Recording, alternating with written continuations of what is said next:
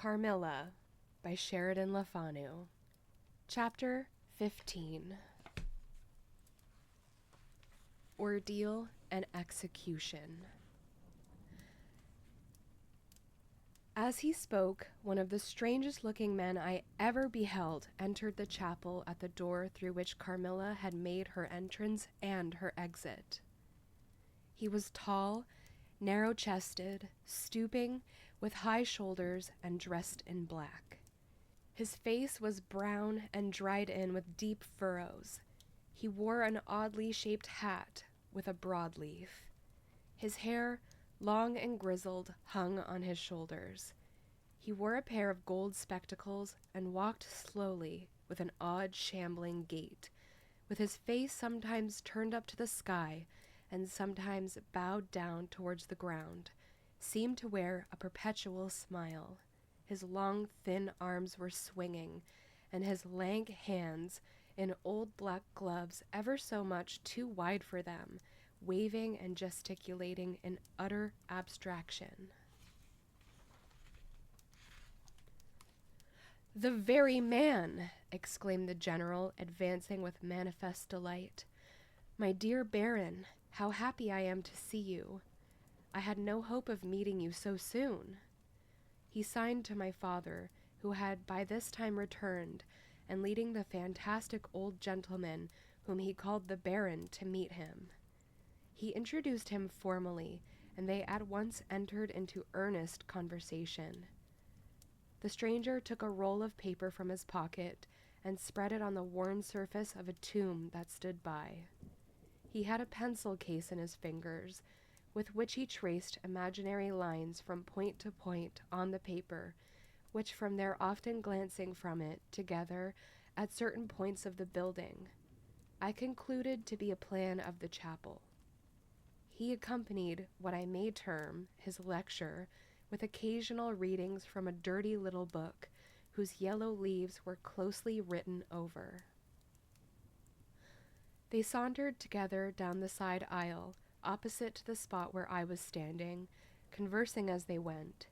Then they began measuring distances by paces, and finally they all stood together, facing a piece of the side wall, which they began to examine with great minuteness, pulling off the ivy that clung over it, and rapping the plaster with the ends of their sticks, scraping here and knocking there.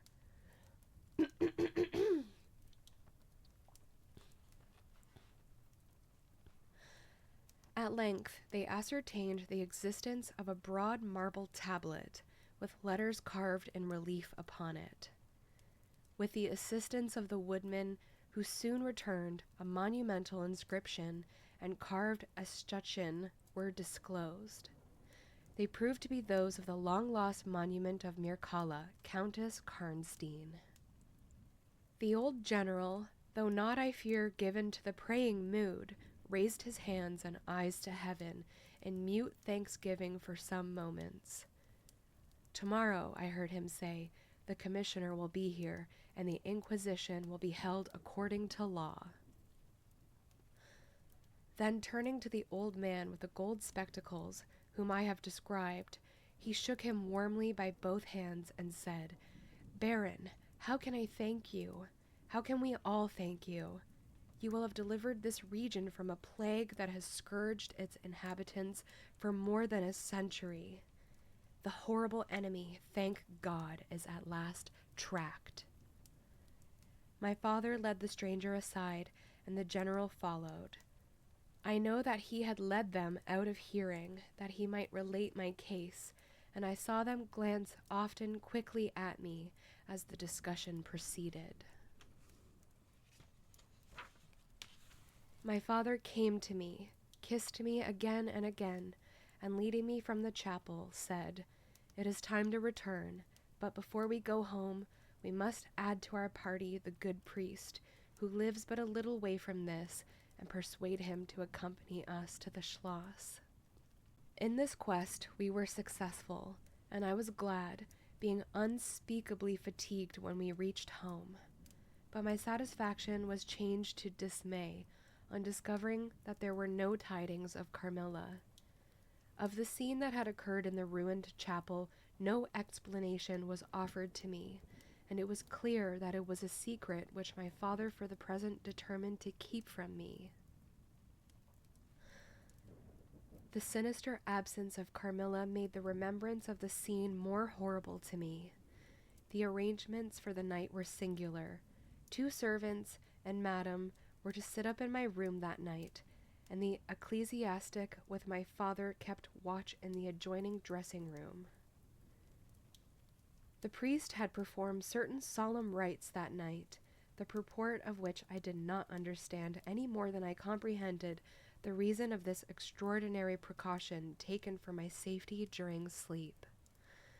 I saw all clearly a few days later.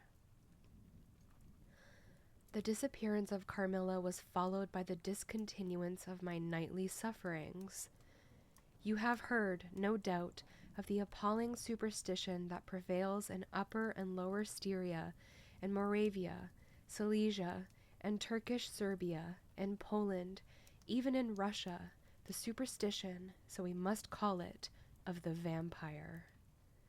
If human testimony, taken with every care and solemnity, judicially, before commissions innumerable, each consisting of many members, all chosen for integrity and intelligence, and constituting reports more voluminous, perhaps, than exist upon any one other class of cases, is worth anything, it is difficult to deny, or even to doubt the existence of such a phenomenon as the vampire. For my part, I have heard no theory by which to explain what I myself have witnessed and experienced, other than that supplied by the ancient and well-attested belief of the country. The next day, the formal proceedings took place in the chapel of Karnstein. The grave of the Countess Mircalla was opened, and the general and my father recognized each his perfidious and beautiful guest in the face now disclosed to view. The features, though 150 years had passed since her funeral, were tinted with the warmth of life. Her eyes were open. No cadaverous smell exhaled from the coffin. The 2 medical men, one officially present, the other on the part of the promoter of the inquiry, attested the marvelous fact that there was a faint but appreciable respiration and a corresponding action of the heart. The limbs were perfectly flexible, the flesh elastic, and the leaden coffin floated with blood, in which to a depth of 7 inches the body lay immersed. Here then were all the admitted signs and proofs of vampirism. The body, therefore, in accordance with the ancient practice, was raised, and a sharp stake driven through the heart of the vampire, who uttered a piercing shriek at the moment, in all respects such as might escape from a living person in the last agony. Then the head was struck off, and a torrent of blood flowed from the severed neck. The body and head were next placed on a pile of wood and reduced to ashes, which were thrown upon the river and borne away, and that territory has never since been plagued by the visits of a vampire. My father has a copy of the report of the Imperial Commission with the signatures of all who were present at these proceedings, attached in verification of the statement. It is from this official paper that I have summarized my account of this last shocking scene. End of chapter 15.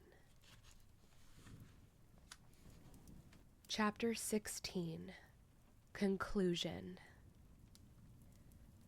I write all of this, you suppose, with composure, but far from it. I cannot think of it without agitation. Nothing but your earnest desire, so repeatedly expressed, could have induced me to sit down to a task that has unstrung my nerves for months to come, and reinduced a shadow of the unspeakable horror which years after my deliverance continued to make my days and nights dreadful, and solitude insupportably terrific.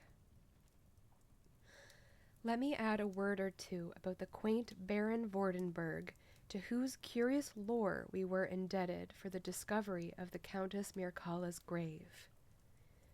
He had taken up his abode in Graz, where, living upon a mere pittance, which all that remained to him of the once princely estates of his family, in Upper Styria, he devoted himself to the minute and laborious investigation of the marvelously authenticated tradition of vampirism.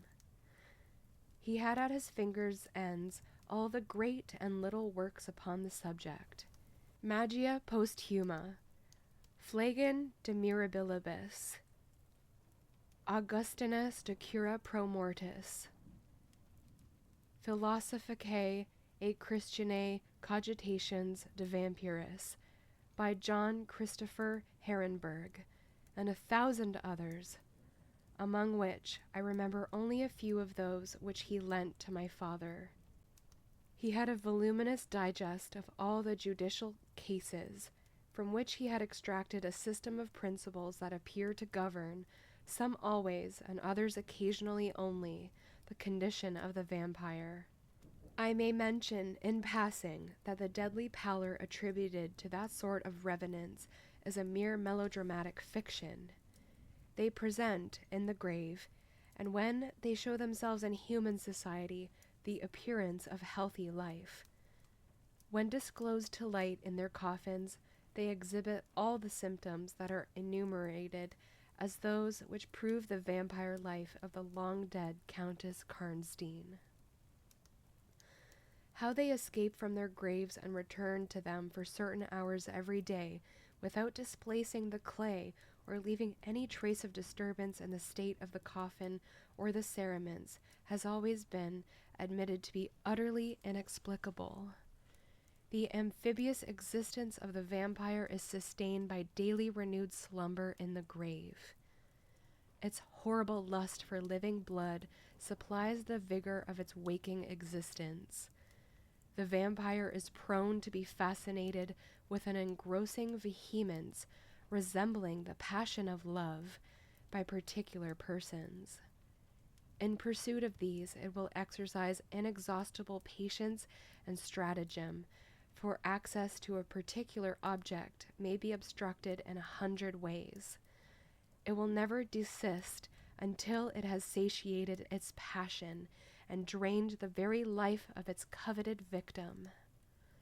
But it will, in these cases, husband and protract its murderous enjoyment with the refinement of an epicure, and heighten it by the gradual approaches of an artful courtship. In these cases, it seems to yearn for something like sympathy and consent. In ordinary ones, it goes direct to its object, overpowers with violence, and strangles and exhausts, often at a single feast. The vampire is, apparently, subject, in certain situations, to special conditions. In the particular instance of which I have given you a relation, Mircalla seemed to be limited to a name which, if not her real one, should at least reproduce, without the omission or addition of a single letter, those, as we say, anagrammatically, which compose it. Carmilla did this. So did Millarca. My father related to the Baron Vordenburg, who remained with us for 2 or 3 weeks after the expulsion of Carmilla, the story about the Moravian nobleman and the vampire at Karnstein churchyard, and then he asked the Baron how he had discovered the exact position of the long-concealed tomb of the Countess Mircalla. The Baron's grotesque features puckered up into a mysterious smile. He looked down, still smiling on his worn spectacle case, and fumbled with it. Then, looking up, he said, "I have many journals and other papers written by that remarkable man. The most curious among them is one treating of the visit of which you spoke to Karnstein. The tradition, of course, discolors and distorts a little. He might have been termed a Moravian nobleman, for he had changed his abode to that territory, and was, besides, a noble. But he was, in truth, a native of Upper Styria. It is enough to say that in very early youth he had been a passionate and favored lover of the beautiful Mircalla, Countess Karnstein. Her early death plunged him into inconsolable grief. It is the nature of vampires to increase and multiply, but according to an ascertained and ghostly law. Assume, at starting, a territory perfectly free from that pest. How does it begin, and how does it multiply itself? I will tell you. A person more or less wicked puts an end to himself. A suicide, under certain circumstances, becomes a vampire. That specter visits living people in their slumbers. They die, and almost invariably in the grave develop into vampires. This happened in the case of the beautiful Mircalla, who was haunted by one of those demons. My ancestor, Vordenburg, whose title I still bear, soon discovered this, and in the course of the studies to which he devoted himself, learned a great deal more. Among other things, he concluded that suspicion of vampirism would probably fall, sooner or later, upon the dead countess, who in life had been his idol. He conceived a horror, be she what she might, of her remains being profaned by the outrage of a posthumous execution. He has left a curious paper to prove that the vampire, on its expulsion from its amphibious existence, is projected into a far more horrible life, and he resolved to save his once beloved Mircalla from this. He adopted the stratagem of a journey here, a pretended removal of her remains, and a real obliteration of her monument. When age had stolen upon him, and from the veil of years he looked back on the scenes he was leaving, he considered in a different spirit what he had done, and a horror took possession of him. He made the tracings and notes which have guided me to the very spot, and drew up a confession of the deception that he had practiced. If he had intended any further action in this matter, death prevented him, and the hand of a remote descendant has, too late for many, directed the pursuit to the lair of the beast. We talked a little more, and among other things, he said was this. One sign of the vampire is the power of the hand. The slender hand of Mircalla closed like a vice of steel on the general's wrist when he raised the hatchet to strike. But its power is not confined to its grasp. It leaves a numbness in the limb it seizes, which is slowly, if ever, recovered from. The following spring, my father took me on a tour through Italy. We remained away for more than a year.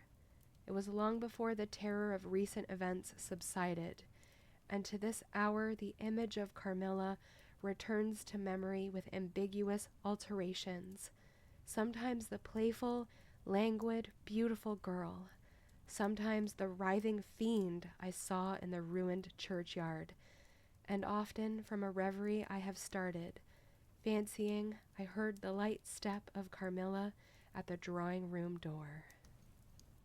The end.